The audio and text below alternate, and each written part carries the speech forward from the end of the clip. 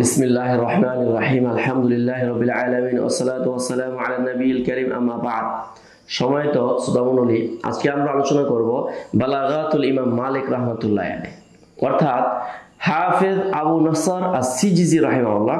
তিনি বলেছেন, মুনকাতির আলোচনার আমরা দ্বিতীয় পর্বে আছি, সর্বশেষ এবং এটি আলোচনা। হাফেজ আবু নসর আস-সিজিজি রাহিমাহুল্লাহ তিনি বলেছেন, আমরা দেখি বালাগানি এ শব্দটা অনেক বেশি ব্যবহৃত হয়।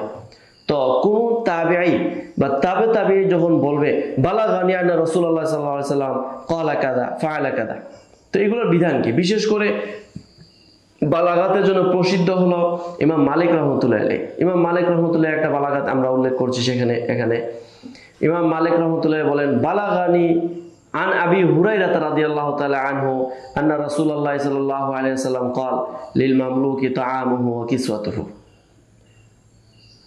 আও কামা ক্বালা রাসূলুল্লাহ সাল্লাল্লাহু আলাইহি ওয়াসাল্লাম। এখন এই জায়গার মধ্যে দেখেন, মালিক রাহিমাহুল্লাহ আবু হুরায়রা থেকে কি করছেন? বর্ণনা করছেন। তো ইমাম মালিক রাহমাতুল্লাহ তাবেঈ, তাহলে উনি তো সরাসরি আবু হুরায়রার কাছ থেকে শুনেন নাই, সামাআত নাই। তাহলে অবশ্যই মধ্যে একাধিক কি হতে পারে?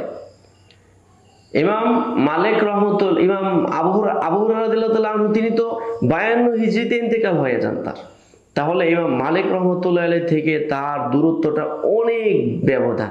এখানে দুজন ওয়াসিতা অবশ্যই হবে।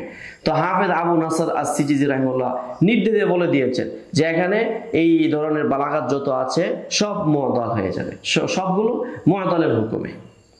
তারপরে খতিব বাগদাদি রাহিমাহুল্লাহ ওনারা আরো উল্লেখ করে বলেছেন যে আসলে মুআদ্দাল, হাফেজ ইমাম ইবনে সালাহ রাহিমাহুল্লাহ তিনিও বলেছেন যে যখন মুসান্নিফুন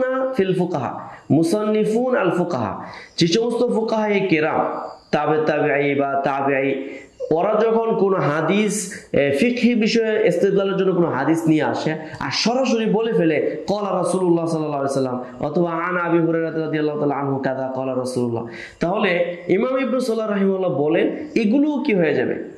মুআদ্দালের অন্তর্ভুক্ত হবে। যেমন আমরা দেখি মুহাম্মদ ইবনে হাসান আশ-শাইবানী রাহিমাহুল্লাহ তিনি তাবেঈ, তিনি যখন কিতাবুল হুজ্জা, তারপরে ওনার যত কিতাব মুয়াত্তা ইমাম মুহাম্মদ রাহিমাহুল্লাহ, তাছাড়া আরো যত ফিকহে উনি 6টা কিতাব লিখেছেন, ওখানে কিন্তু উনি সরাসরি ক্বালা রাসূলুল্লাহ সাল্লাল্লাহু আলাইহি সাল্লাম বলেছেন। তাহলে ইমাম ইবনে সালাহ রাহিমাহুল্লাহ বলেন যে উনি হলেন তাবেঈ।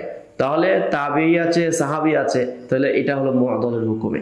তাহলে আমরা এখানে দুইটা জিনিস জানতে পারলাম, বালাগাতুল ইমাম মালিক এটা হলো মুআদ্দালের হুকুমে, আর দ্বিতীয় হলো ইমাম মুহাম্মদ ইবনে হাসান আশ-শাইবানীর মতো এই সমস্ত যারা ফুকাহায়ে কেরাম, যারা মুসান্নিফিন মুআল্লিফিন, তাদের গ্রন্থের মধ্যে যখন হাদিসের এইভাবে রেফারেন্স দিবে ক্বালা রাসূলুল্লাহ সাল্লাল্লাহু আলাইহি সাল্লাম, তখন সেগুলো মুআদ্দালের হুকুমে চলে আসবে। তারপরে আরেকটা আলোচনা, তা হলো মুআদ্দাল কেন্দ্রিক।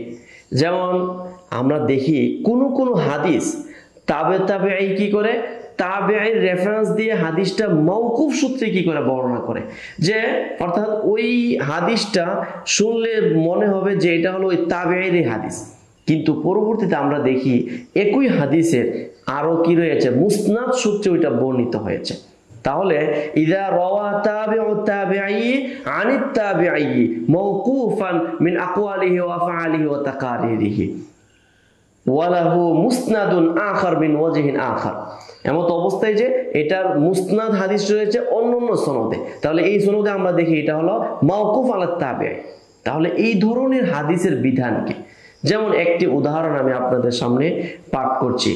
রুবিনা আনিল আ'মাশি আনিশ শাআবী রাদিয়াল্লাহু তাআলা আনহু قال قال رسول الله عن الشعبي يقال العبد يوم القيامة অথবা قال الله تعالى عبده يوم القيامة عملت كذا وكذا فيقول ما عملته فيختم على فيه।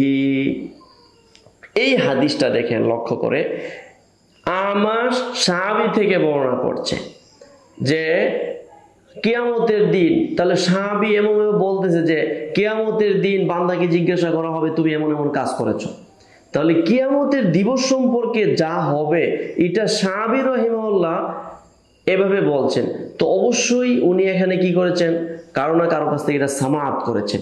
কিন্তু তাবে তাবিঈ কি করলো, আমাশ, সে এসে কি করলো, সাহাবী তো হলো তাবেঈ আর আমাশ হলো তাবে তাবেঈ।